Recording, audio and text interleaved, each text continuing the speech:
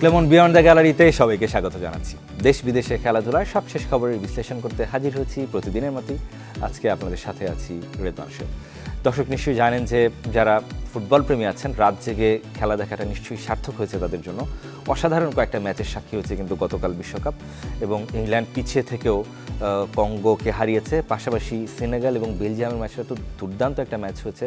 85 minute পর্যন্ত 2-0 গোলে এগিয়ে থাকার পর শেষ মুহূর্তে গিয়ে কিন্তু বেলজিয়াম 3-2 গোলে ম্যাচটা বের করে আনতে পেরেছে, এবং পাশাপাশি সকালে যুক্তরাষ্ট্র খুব সহজভাবেই হারিয়েছে বলা যায় বসনিয়াকে। আমরা সেই ম্যাচগুলো নিয়ে আলোচনা করব। আজকে রাতেও বেশ কয়েকটা হাই ভোল্টেজ ম্যাচ রয়েছে। যদি বলি যে পর্তুগাল ক্রোয়েশিয়া ম্যাচ রয়েছে, ফ্রান্স স্পেনের ম্যাচ রয়েছে, আমরা সেই ম্যাচগুলো নিয়ে আলোচনা করার চেষ্টা করব। এছাড়াও ব্রাজিল আর্জেন্টিনা তো আলোচনায় থাকবে। আমাদের সাথে সেই আলোচনায় আছেন, সবাই তাকে চান, আসিফ মাহমুদ সজীব ভুঁইয়া। তিনি এনসিপির মুখপাত্র এবং ক্রীড়া উপদেষ্টা, সাবেক ক্রীড়া উপদেষ্টা। আসিফ, আপনার কাছে জানতে চাই, কালকের ম্যাচগুলো আপনি বলছিলেন যে আসলে সারা রাত জেগে খেলা দেখাটা খুব মুশকিল হয়ে যায়। তারপরও প্রথম খেলাটা নিয়ে যদি বলি, ইংল্যান্ড কঙ্গো, কতটা আসলে একটা স্ট্রাগল করতে হয়েছে ইংল্যান্ডের মতো দলকে কঙ্গোর বিপক্ষে? আসলে ওয়ার্ল্ড কাপে কোনো দলই ছোট দল না, এটা একটা অনেকেই বলে। তো এটার প্রমাণ পাওয়া গেছে গতকালকের প্রথম দুইটা ম্যাচেই আমি বলবো। পরের ম্যাচটা ইউএসএ মোটামুটি বের করে নিয়েছে। আমি পুরোটা ম্যাচ মোটামুটি দেখেছি ইংল্যান্ড আর কঙ্গোর, এবং কঙ্গো প্রায় 75 মিনিট পর্যন্ত সে লিড ধরে রেখেছিল এবং লিড ধরে রেখেও প্রেস করছিল।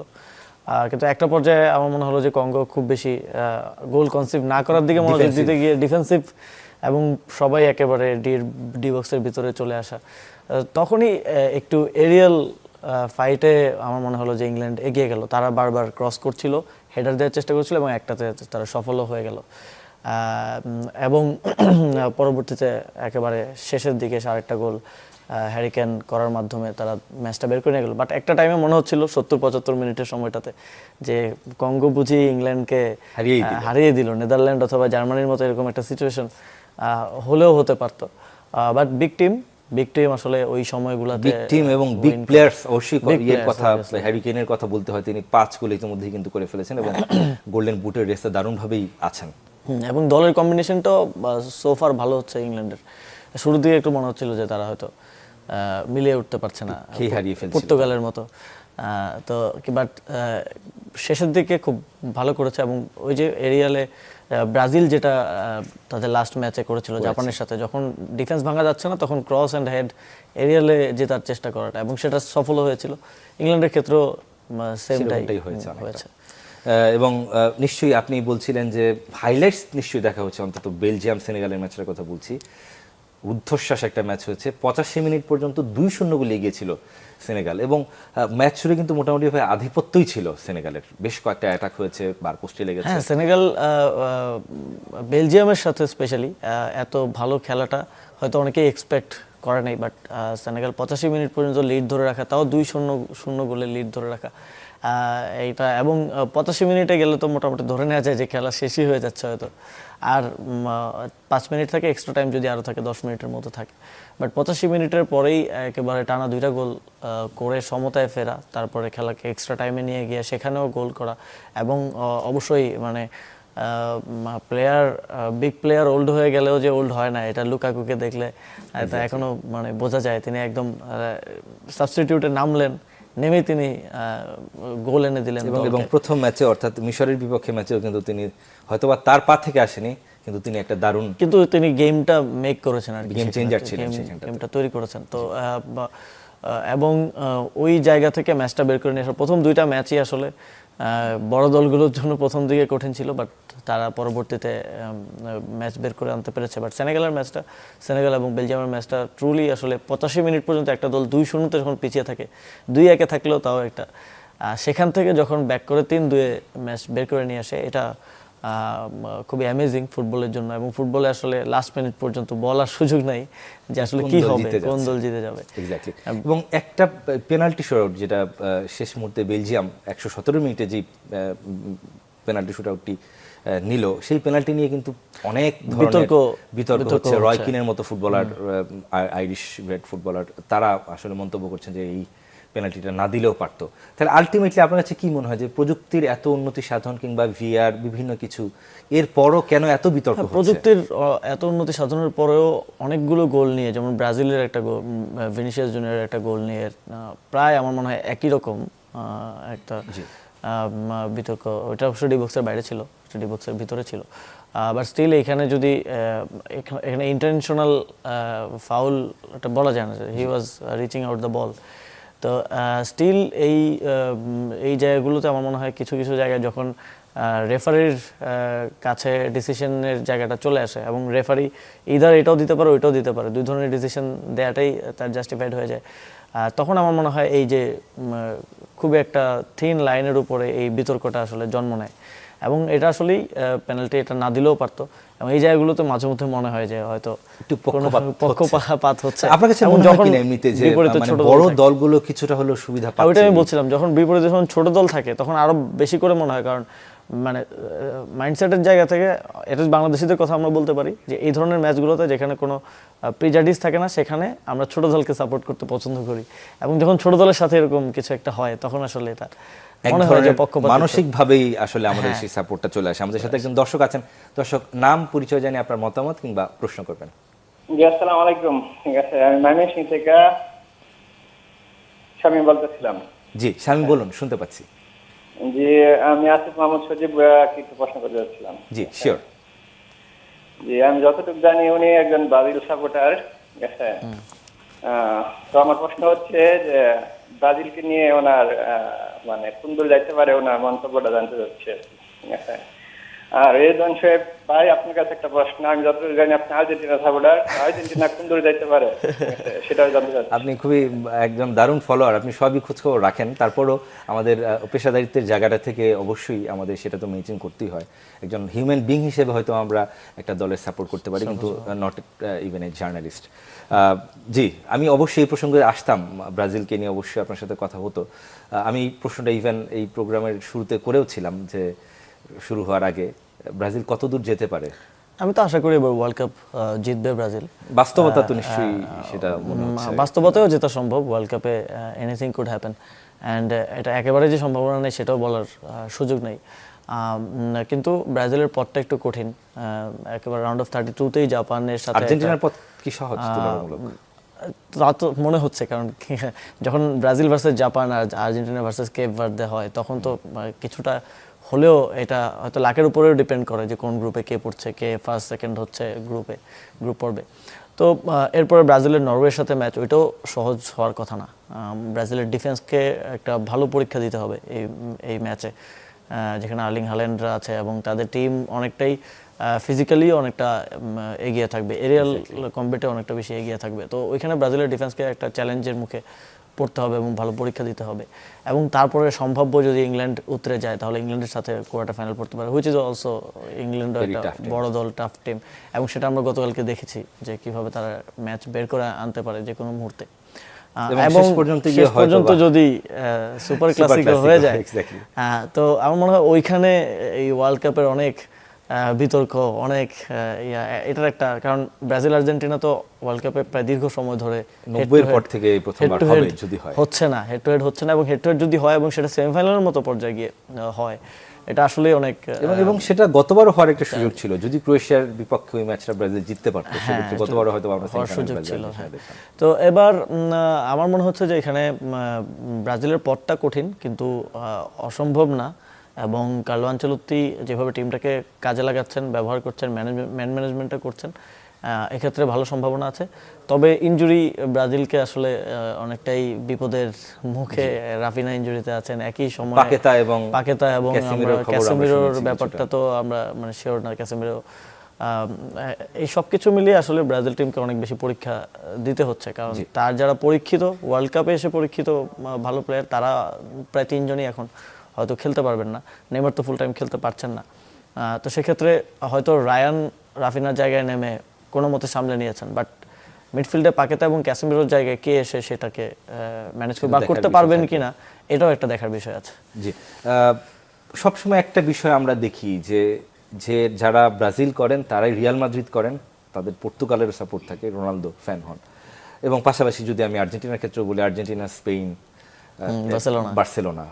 এটার কারণটা কি আপনার কাছে কি মনে, এই যোগসূত্রটা কিভাবে হলো এই rivalry আমার টা? মনে হয় যে এখানে বিশেষ করে এই ট্রেন্ডটা 2000 সালের পরে মোটামুটি মানে শুরু হয়েছে। বার্সেলোনা এবং রিয়াল মাদ্রিদের তো একটা রাইভালরি আছে এবং ওইখানে একটা তো সাইড চুজ করতেই হবে আপনাকে। 2000 সালের পরে মোটামুটি এই যে মেসি রোনালদোর এরাটা শুরু হইলো, স্বাভাবিকভাবে আপনি যখন ব্রাজিল সাপোর্ট করবেন আপনি তো আর মেসিকে সাপোর্ট করবেন না, আপনি রোনালদোকেই সাপোর্ট করবেন। হোয়াই নট ব্রাজিলের কোনো ফুটবলার, মানে সেটা নেইমার হতে পারত। ব্রাজিলের তো আসলে ইয়ার পরে আপনি 2000-এর পরে 2000 সালের পরে রোনালদো নাজারিও রোনালদিনহোদের সময়টা পার হয়ে যাওয়ার পরে তারপরে তো সেভাবে বড় কোনো স্টার ওই কম্পিটিশনে আসলে ঢুকতে পারে নাই। কাকা ছিলেন, রোনালদিনহো তো তার ক্যারিয়ার লম্বা করতে পারলেন না। নেইমার আসলেন লেট, নেইমার তো 2014 থেকে শুরু করেছেন। ততদিনে মেসি অ্যান্ড রোনালদো এস্টাবলিশ। তারপরেও তাদের নামের পাশে নেইমারের নামটা নেওয়া হয় কারণ নেইমার খুবই ইউনিক কিছু ট্যালেন্ট নিয়ে ফুটবলে এসেছেন। প্রসপেক্টটা ছিল তার। হ্যাঁ, কিন্তু ব্যাপারটা হচ্ছে নেইমার তো তার ক্যারিয়ারটাকে সে তার ফুল পটেনশিয়ালে কখনো পৌঁছাইতেই পারে নাই। তার 50% পটেনশিয়ালি সে স্টাক হয়ে গেছে ইনজুরির কারণে। না হলে হয়তো সে ওই উচ্চতাটায় ওই জায়গাটায় হয়তো যেতে পারতো, বাট এত বিগ দুইজন প্লেয়ার পুরো একটা 1.5 যুগ এখানে ডমিনেট করার সময় আরেকজনের নাম আপনি নিতে পারতেছেন, এটাও অনেক বড় কিছু। তো তারপরও নেইমার এসেছে, তো ওই জায়গা থেকে সবার সাপোর্টের জায়গাটা মোস্টলি ব্রাজিল সাপোর্টারদের রোনালদোর দিকে গিয়েছে এবং পর্তুগালের একটা ফ্যান বেজ নতুন করে তৈরি হয়েছে। এবং একই সাথে আমাদের এল ক্লাসিকোতে তো বার্সেলোনা এবং তারপর আমি অনেক ব্রাজিল ফ্যানকে চিনি যারা বার্সেলোনাকে সাপোর্ট করে প্লেইং স্টাইলের কারণে, কারণ এই প্লেইং স্টাইলটা অনেকটা ব্রাজিলের সাথে এবং অনেক ফুটবলার আছেন যারা বার্সেলোনার মেইন প্লেয়ার। রাইট। হ্যাঁ, তো ভার্সেটাইল আছে, বাট একটা ট্রেন্ড ফলো করা যায় যে ব্রাজিল, রোনালদো মানে পর্তুগাল এবং রিয়াল মাদ্রিদ, ওইদিকে আর্জেন্টিনা, বার্সেলোনা, স্পেন। জি, আমাদের সাথে আরো একজন দর্শক আছেন আসিফ, আমরা একটু কথা বলতে চাই। দর্শক, নাম পরিচয় জানি, আপনার মতামত কিংবা প্রশ্ন করবেন। দর্শক শুনতে পাচ্ছেন নিশ্চয়ই? জি, আমার নাম মোহাম্মদ তিনজামুল হক, আমি মোহাম্মদপুর তাজমহল রোড থেকে বলছিলাম। জি জি, আসিফ মোহাম্মদ সজীব ভুঁইয়ার কাছে আমার প্রশ্ন, 2030 সালে বাংলাদেশ ফুটবল বিশ্বকাপে অংশগ্রহণ করার তিনি কেমন প্রত্যাশা করছেন, এবং বাংলাদেশ ফুটবলে আমরা দেখতে পাচ্ছি যে একটা সিন্ডিকেটের একটা ব্যাপার আছে, যে ফরেন প্লেয়ার গুলি আসতে পারছে না। তো এসব ব্যাপারে প্রেশার ক্রিয়েট করার জন্য এনসিপি বা আসিফ মোহাম্মদ সজীব ভুঁইয়া ভাইয়ারা কেমন ভূমিকা রাখবেন? প্রশ্নটি বুঝতে পেরেছি। আমি পার্সোনালি অবশ্য দেখছি না কোনো ধরনের সুযোগ কিংবা কোনো ধরনের আশা করার, বাস্তবসম্মত কোনো আশা আমি করছি না 2030 সালে। আপনি করছেন কিনা? খুব আর্লি হয়ে যাবে এটা এখন আশা করা। আই থিঙ্ক বাংলাদেশের স্পোর্টসের যেটা চ্যালেঞ্জ সেটা হচ্ছে আমাদের কোনো ভিশন নাই যে আমরা আজকে থেকে 20 বছর পর আমি কী করবো, আপনি স্পোর্টস মিনিস্টারকে জিজ্ঞেস করেন, সে বলতে পারবে না। কারণ আপনার ভিশন তো জাস্ট আমি পার্সোনালি যেটা মনে করি ওইটা না। ভিশন হচ্ছে একটা, যেমন জাপান, তারা 2050 সালের মধ্যে ওয়ার্ল্ড কাপ জিতবে, এরকম একটা তাদের মধ্যে তাদের একটা ভিশন আছে এবং ওইটা অনুযায়ী কিন্তু তারা এগিয়ে যাচ্ছে। তারা ভালো করছে, খারাপ করছে, আস্তে আস্তে তারা নিজেদেরকে ইয়ে করছে এবং এবার আমরা দেখলাম তারা খুবই ভালো খেলেছে। তো এইটা বাংলাদেশের ফুটবল নিয়ে স্পেশালি একটা ভিশন ঠিক করতে হবে। আজকে থেকে 30 বছর 20 বছরের মধ্যে আমরা ওয়ার্ল্ড কাপ খেলবো অ্যাটলিস্ট, কারণ আমরা অলরেডি র্যাঙ্কিংয়ে 181, 181 নাম্বার দল। এবং তারপরে এবার ভালো সুযোগ তৈরি হচ্ছে কেন, কারণ 48টা দল ফুটবল খেলছে, আপনার রিজিওনাল একটা অ্যাডভান্টেজ থাকবে। তো সেই জায়গা থেকে আমরা যদি ওই ফোকাসটা করে ওইটার জন্য আগাই, এখন আমাদের কোনো ভিশন না থাকার কারণে কি আমরা এটা করতেছি ওইটা করতেছি, বাট স্টিল কোথায় পৌঁছাতে চাই এটা আমরা জানি না। তো সিন্ডিকেটের কথা দর্শক বললেন, সিন্ডিকেটের আমি যখন সিন্ডিকেটের এই বিষয়টা নিয়ে একটু কথা বলবো, আমাদের ছোট্ট একটা বিরতির সময় হয়ে গেছে আসলে। আচ্ছা, অবশ্যই আমরা এটা নিয়ে কথা বলবো। দর্শক, ছোট্ট একটা বিরতি নিচ্ছি, কিছুক্ষণের মধ্যে ফিরছি ক্লেমন বিয়ন্ড দ্য গ্যালারিতে। দর্শক, ফিরলাম ক্লেমন বিয়ন্ড দ্য গ্যালারিতে। আমরা আলোচনা করছি অনিশ্চয়তার নকআউট পর্ব নিয়ে বিশ্বকাপের, এবং পাশাপাশি দর্শকদের একটা প্রশ্ন ছিল যে বাংলাদেশের ফুটবলে সিন্ডিকেট আদৌ কাজ করে কিনা, কতটা কাজ করে। আপনি নিশ্চয়ই ভালো বলতে পারবেন, আসিফ মোহাম্মদ সজীব ভুঁইয়া, আপনি নিজেও ক্রীড়া উপদেষ্টা ছিলেন। আপনার কাছে কি মনে হয় আসলে এই প্রশ্নটা? আমি যখন দায়িত্ব পাই তখন আমি দেখলাম যে আপনার বাংলাদেশ ফুটবল দলের কোনো খেলার ভেন্যুই নেই, মাঠই নেই। তার খেলতে হচ্ছে বসুন্ধরা কিংস অ্যারেনায়, ইভেন ইন্টারন্যাশনাল ম্যাচগুলো। আমি একটা ইন্টারন্যাশনাল ম্যাচ নেপালের সাথে সম্ভবত দেখতে কিংস অ্যারেনায় গেলামও, তো স্বাভাবিকভাবেই আপনি যখন একটা নির্দিষ্ট ক্লাব ওনারদের লজিস্টিক্স ব্যবহার করছেন, তার উপর আপনি ডিপেন্ডেন্ট হচ্ছেন, তখন এক ধরনের তার উপর ডিপেন্ডেন্সির জায়গা থেকে তার সাথে এক ধরনের কোঅর্ডিনেশনের বিষয়টা চলে আসে, এবং ওইখানেই বায়াসনেস, ওইখানেই সিন্ডিকেট, ওই জিনিসগুলো তৈরি হয়। তখনই আমি এটার প্রয়োজন অনুভব করলাম এবং ঢাকা স্টেডিয়ামটা খুব দ্রুত সময়ের মধ্যে সংস্কার করে সেখানে খেলা নিয়ে আসলাম। ফুটবল আমার সময় সম্ভবত 6 থেকে 7টা স্টেডিয়াম ফুটবলের জন্য ডেডিকেটেড করা হলো, নীলফামারী সহ আরও কয়েকটা জায়গায় ভালো ভালো স্টেডিয়াম, চট্টগ্রাম, এবং ফুটবল একাডেমি নিয়ে কাজ শুরু হয়েছে রামুতে। তো এই লজিস্টিক্সে যখন আপনি ফুটবল ফেডারেশনকে স্বাধীন করে দিবেন, তখন তার ওই সিন্ডিকেটের প্রতি বা বায়াসনেসটা করার জন্য তাকে বাধ্য হইতে হবে না।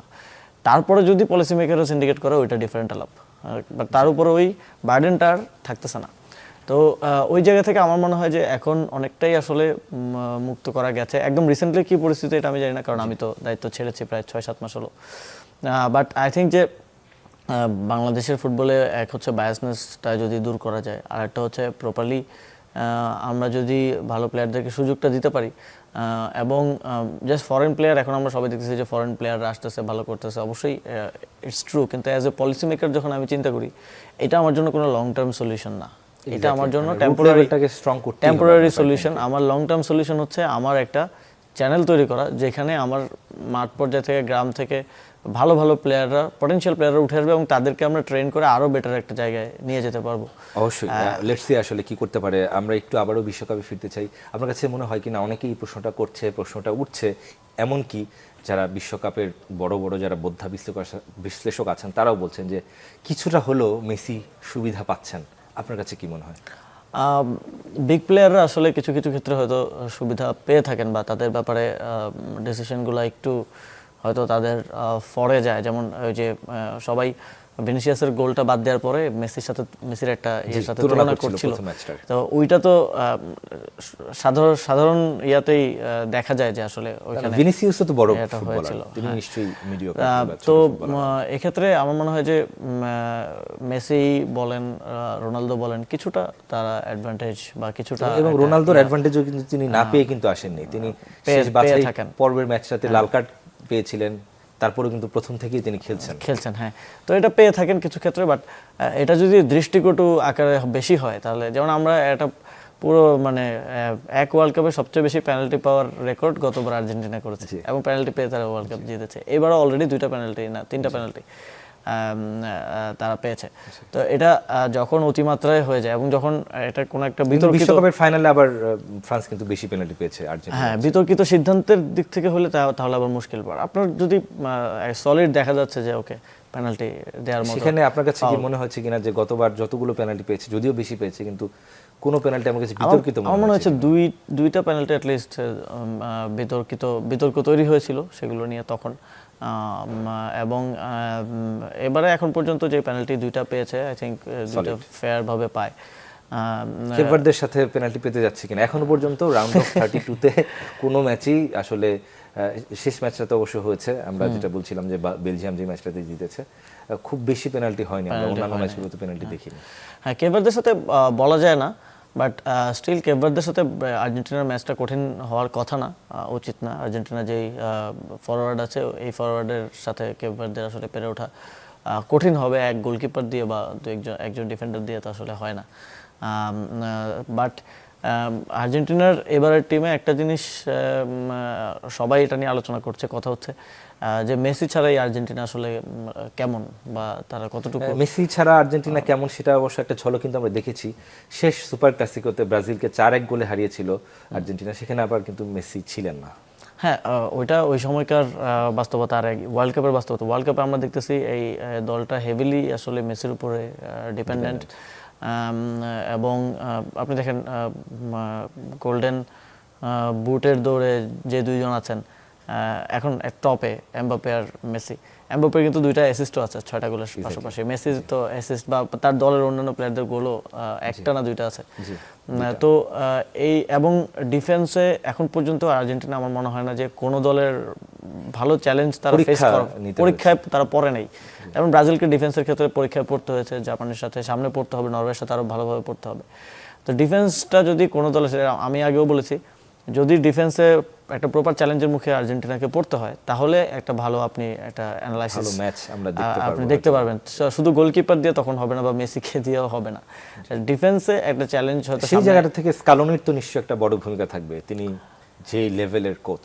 হ্যাঁ, স্কালোনি অবশ্যই তিনি এই দলকে চ্যাম্পিয়ন করেছেন গতবার, ডিফেন্ডিং চ্যাম্পিয়ন দল তারা, এবং অ্যাজ এ টিম তারা কতটুকু ভালো করতে পারে এটা একটা দেখার বিষয়। বাট আমি ওই দিনটা দেখার অপেক্ষা থাকবো যেদিন আসলে ডিফেন্সে ট্রুলি আর্জেন্টিনা চ্যালেঞ্জড হবে, এবং ওই দিন বোঝা যাবে যে আপনি এই দলটা কতটুকু। একজন ব্রাজিল সমর্থক হিসেবে আপনি চান কিনা যে সুপার ক্লাসিকো ম্যাচটা আসলে হোক? আমি অবশ্যই চাইবো যে সেমিফাইনালটা ব্রাজিল এবং আর্জেন্টিনা একসাথে খেলুক। এখন পর্যন্ত আমার মনে হচ্ছে ভালো সম্ভাবনা আছে, এবং ওয়ার্ল্ড কাপে এই দুইটা দলকে মুখোমুখি দেখাটা দেশে তো একেবারে যুদ্ধ লেগে যাবে। আমরা হয়তো আরো অন্যান্য বিভিন্ন ইনস্ট্যান্সে দুইটা দলকে মুখোমুখি হতে দেখেছি, ফ্রেন্ডলিতে দেখেছি, বিভিন্ন টুর্নামেন্টে দেখেছি, বাট ওয়ার্ল্ড কাপে দেখতে পারাটা এটা আমাদের জেনারেশনের জন্যই, এবং সেমিফাইনালের মতো ম্যাচে দেখতে পারাটা একটা ইয়ে হয়ে থাকবে। যেই জিতুক যেই হারুক, বা স্টিল এটা এক ধরনের Once in a lifetime sensation type-এর তৈরি করবে, once in a lifetime thing তৈরি করবে। একটু আজকের ম্যাচগুলো নিয়ে একটু কথা বলতে চাই। এটা একটা বিরাট হাই ভোল্টেজ ম্যাচই বলা যায়, পর্তুগাল এবং ক্রোয়েশিয়া। তারা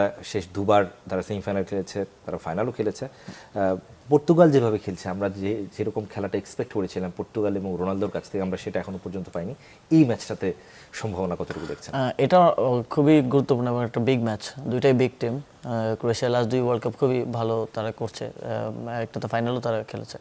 তো এবং মদ্রিচ এখনো খেলছে, এদিকে রোনালদো এখনো খেলছে, দুই ভেটারান ফুটবলার। সো এই ফাইটটা দেখতে ভালো লাগবে। বাট পর্তুগাল আসলে অ্যাজ এ টিম তারা মানে পর্তুগালের মধ্যে টিম স্পিরিটটা মিসিং মনে হচ্ছে ওয়ার্ল্ড কাপের প্রথম থেকেই। তো এটা একটা পর্তুগালের জন্য চ্যালেঞ্জ, কারণ পর্তুগাল এবার যেই স্ট্যান্ডার্ডের টিম নিয়ে এসছে, আপনি যদি ইন্ডিভিজুয়াল প্লেয়ারদেরকে দেখেন, স্পেশালি মিডফিল্ড, ওয়ার্ল্ডস বেস্ট তাদের মিডফিল্ড বলা হচ্ছিল গত সিজনের যদি আপনি স্টেটস দেখেন, তাহলে দেখবেন যে এটা খুবই ভালো একটা টিম আর কি, এবং আপনি টপ 5 করলেও তাকে আপনার রাখতে হবে অ্যাজ এ টিম। বাট পারফরমেন্সে ওইটা ওই যে টিম স্পিরিটটা কোথায় যেন মিসিং, এবং ওইটার কারণে এই পারফরমেন্সে এটা উঠে আসছে না। বাট ক্রোয়েশিয়ার সাথে একটা ভালো চ্যালেঞ্জ। আমাদের সময় একদম শেষ হয়ে গেছে। আসিফ, আপনি একটা প্রশ্ন এক শব্দ উত্তর হয়ে যাবে, বাস্তবতা নিরিখে বিশ্বকাপ চ্যাম্পিয়ন কে হচ্ছে? আমি ফ্রান্সকে এগিয়ে রাখবো। ফ্রান্স এখনো পর্যন্ত সোফার ফ্রান্স যেভাবে খেলেছে, আমারও মনে হয় ফ্রান্স সেই দূরে এগিয়েই থাকবে। তারপরও ভালো খেলা আমরা দেখতে চাই। শেষ করছি ক্লেমন বিয়ন্ডা গ্যালারি। ভালো থাকবেন, সুস্থ থাকবেন সবাই।